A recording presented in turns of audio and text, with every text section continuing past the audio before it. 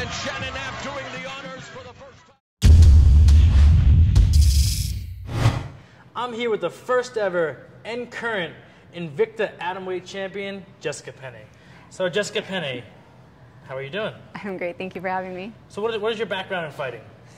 I've been training and competing for going on 7 years. I started late. I really didn't have any background in martial arts or anything like that, but I've always been involved in sports. So I was looking for something to compete in competitive-wise outside of high school, and I found jiu-jitsu and kickboxing, and I started from there. Well, you just decided to be a fighter? You just said, I'm going to go do jiu-jitsu and kickboxing? No, I mean, it was kind of a natural progression. I just really enjoyed training. I kind of started scheduling everything around my training schedule, including school and work, and I just kind of fell in love with it, and I really didn't have any goal or future plans with it, like fighting or anything like that. So fighting just kind of happened? Yeah, it just kind of happened. Did you have any fighters in your family, or are you the first one? I'm the first one. How do your parents feel about you fighting? Right.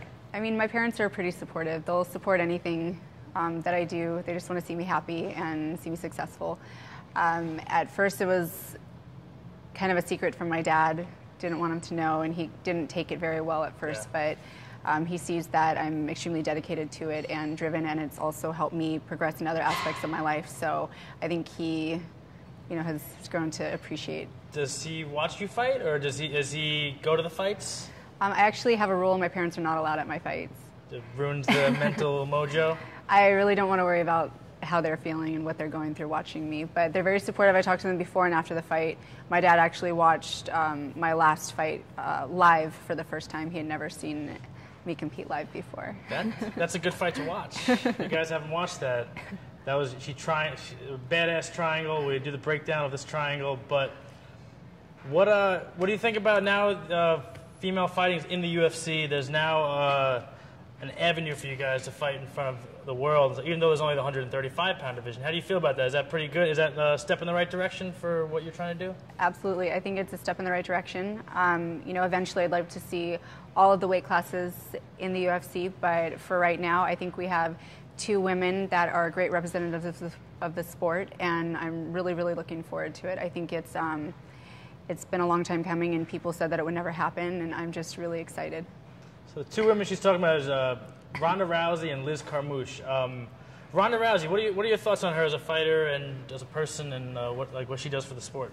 I mean, I think she's a great fighter. I'm really excited to watch her every single time. I think that she represents the sport well.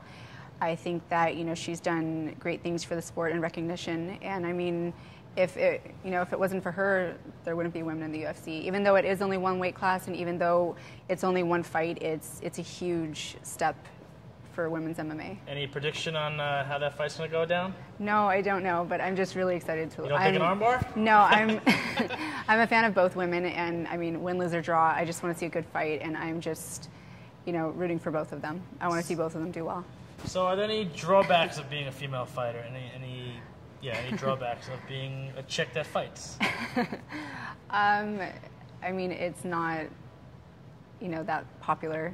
It doesn't really pay the bills, but it's something that I love, and I don't think a lot of people get to do things that they love. I think, they're kind of forced into situations and just go day by day, so I'd rather do something that I love and, Like, how do people react when, you're at a restaurant or a bar or wherever, and they meet you and they ask you, what do you do for a living? You say, I'm champion of the world, and, I really don't tell people that.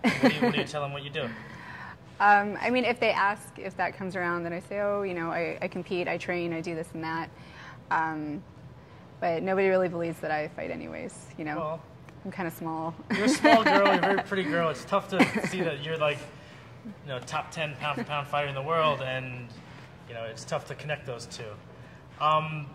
Any sponsors you want to thank, or any friends or anyone you want to thank for this belt next to you? Besides thanking the belt for being there? Yeah, I have a lot of really supportive people in my life. My training partners and my coaches. I train at great gyms and I train under great coaches, and I'm very lucky to be in the places that I'm at. And I do have also great sponsors that have been supportive, even though there's not a whole lot of stuff going on for women's MMA. There's not. Do you find that since they have the 135-pound division, that you're in the 105-pound division, that you might be the last division that is going to come into the UFC? Or I mean, I think if it did happen, it would be kind of follow suit of the men, where, you know, they just recently added the 45, 35, 25. Now there's room at 115 pounds. So I think the lighter weight classes are always kind of the last ones to come in.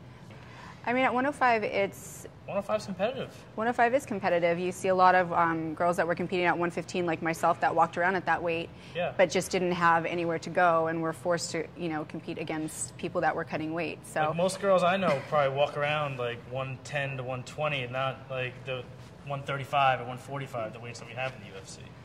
Yeah, I mean, it's an exciting time. There are a lot of shifts in the weight classes, and I think it's really exciting for women's MMA, getting to see people compete consistently and in their natural weight classes. So I think it's a great time to be involved in the sport. There's a lot of newcomers coming in, and a lot of the veterans in the sport that have been working hard are, you know, now getting their recognition and consistency that they've wanted. It's exciting. It is. It's really very, exciting. very exciting. So thank you, Jess, for sitting down with us and talking about fighting, and yeah, thank you very much. Thank you. I just want to thank my coaches and everybody. Thank your coaches. So Kings MMA, Ring Training Center, Checkmate BJJ, Innovative Results, Black House MMA, Nathan Gable, Chris Franco, all my training partners, Ruka Apparel has always been really supportive. Yes. Thrive Foods, which is a meal company that prepares my meals for me. Really? And they've been nice enough to sponsor me since before my last fight. Good for you. Yeah, and Vega One, which is a vegan protein nutrition company. Oh, nice. Yeah. Well, check out those companies, check out her gyms, and also check out the fight. April 6th, Invicta Fighting Championship. You can watch it online and watch her fight and watch her defend her belt. Thanks. You're welcome.